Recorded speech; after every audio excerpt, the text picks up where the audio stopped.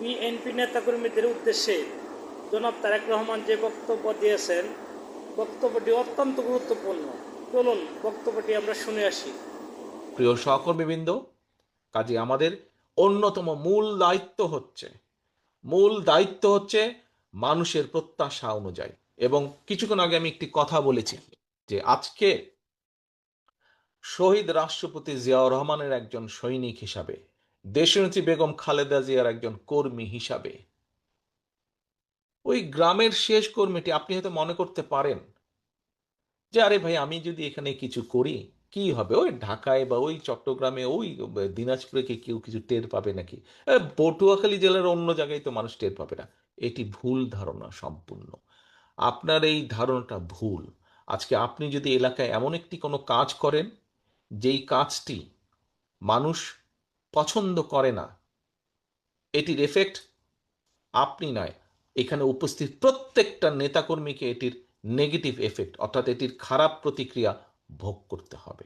কাজে সহকর্মীবৃন্দ, আজকে আপনারা এখানে যত হাজার নেতাকর্মী উপস্থিত আছেন, আপনাদের প্রত্যেকের কাছে আমার আহ্বান, আসুন আমরা শুধু পটুয়াখালী জেলা না, বাংলাদেশের 64টা জেলার প্রত্যেকটি নেতাকর্মীর কাছে আমার আহ্বান, আসুন আমরা এমন কিছু কাজ করব না।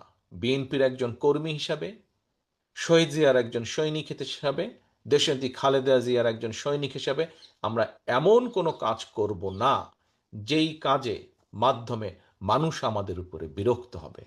প্রিয় সহকর্মীবৃন্দ, বিগত 15 বছর তো আপনারা যুদ্ধ করেই বেঁচেছিলেন, তাই নয় কি?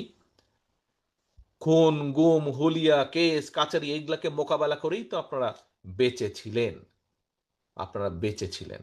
তাহলে সহকর্মীবৃন্দ, এই মুহূর্তে খুন, গুম, মিথ্যে মামলা এগুলোর সমস্যা কি আছে?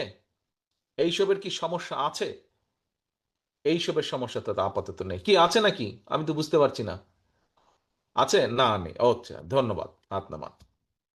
সমস্যা যদি না থাকে তাহলে কেন আমাদের কোনো সহকর্মী এমন কোনো কাজ করবে যেই কাজের মাধ্যমে দল ক্ষতিগ্রস্ত হবে? আপনাদেরকে যদি আমি জিজ্ঞেস করি, এই দলের জনগণের ভোটের অধিকারের দাবি রাজপথে নিয়ে আন্দোলন সংগ্রাম করার কারণে কারা কারা মিথ্যে মামলা খেয়েছেন হাত তুলেন তো ভাই। কারা কারা মিথ্যে মামলা খেয়েছেন হাত তুলেন। কারা কারা আদালতের বারান্দায় মাসের পর মাস, বছরের পর বছর ঘুরতে হয়েছিল? আপনারা সবাই মামলা খেয়েছেন, মিথ্যে মামলা খেয়েছেন। আচ্ছা, ধন্যবাদ, হাত নামা। এখন সহকর্মীবৃন্দ, এই যে আপনারা যারা মিথ্যে মামলার শিকার হয়েছেন, তাহলে আপনাদের কাছে কি কোনো কারণ আছে?